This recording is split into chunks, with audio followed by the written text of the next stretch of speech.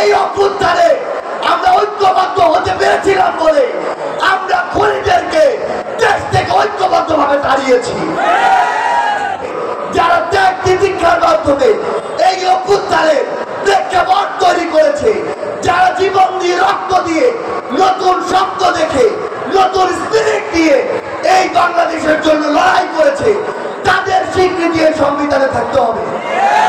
আমরা আমাদের জায়গা থেকে স্পষ্ট করে একটু কথা বলি, আমাদের এত রক্তের জীবনের বিনিময়ে যেই আমাদের এই অভ্যুত্থান এবং সংগ্রাম, এই অভ্যুত্থানের স্পিরিটের আমাদের শব্দগুলোর ওই ঘোষণাপত্রে লিপিবদ্ধ থাকতে হবে।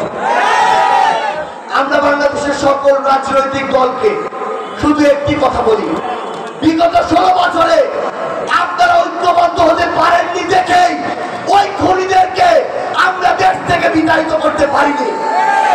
কিন্তু আগামীতে যতদিন আমরা ঐক্যবদ্ধ থাকবো, দেশ এবং দেশের মানুষের স্বার্থ সবার আগে প্রাধান্য পাবে, ততদিন এই বাংলাদেশে কোন ক্ষমতা পিপাসু, কোন রক্ত পিপাসু জায়গা পাবে না।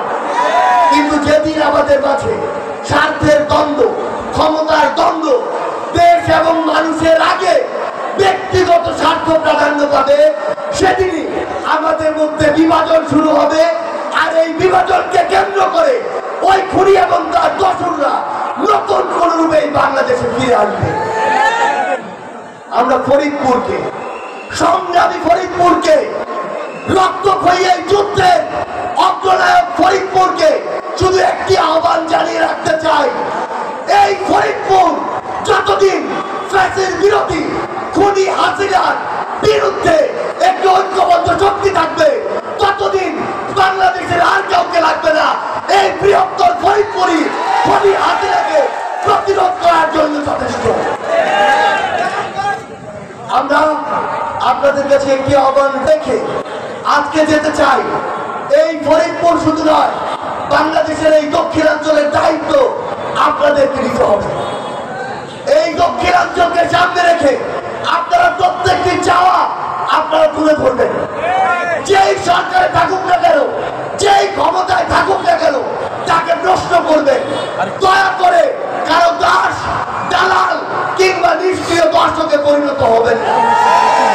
আমাদের এই সংগ্রাম, আমাদের এই লড়াই, 24-এর অভ্যুত্থানের এই স্পিরিট আমাদের মধ্যে চালু থাকুক। যতদিন আমার সামনে থাকা এই তরুণ প্রজন্ম এই লড়াইয়ের সামনের সারিতে থেকে নেতৃত্বে থাকবে, ততদিন আমাদেরকে কেউ আমাদের যে সামনের পথ, আমাদের যে চলার পথ, সেই পথ থেকে বিচ্যুত করতে পারবে না। এই বৃহত্তর ফরিদপুরের সাথে আবারও দেখা হবে সংগ্রামের রাজপথে অথবা বিজয়ে। ইনকিলাব জিন্দাবাদ।